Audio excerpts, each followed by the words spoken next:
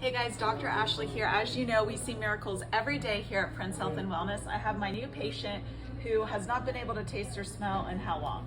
Since September of 2021. Okay, so I just adjusted her. We did a brainstem adjustment, and immediately she said, my tongue feels different. She said, it feels like her mouth came to life. So let's see if her nose came to life.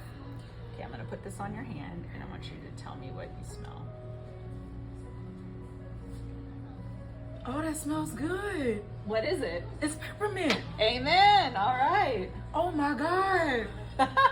Oh, I haven't been able to smell. Oh, that feels good. Okay, let's do another one. Let's just have some fun here. Okay, tell me what that smells like. It smells different. It smells good, whatever it is. I can't figure it out though. It's lemon. Okay, and then I want you to smell a very light smell. Tell me if you can smell that. Oh, what is that, coffee? Yes. Does it Oh, smell yeah. normal? Yeah, it's like chocolate. Okay, Yeah. and taste your drink. So before, were you able to taste your drink? Not really. Okay, let's see.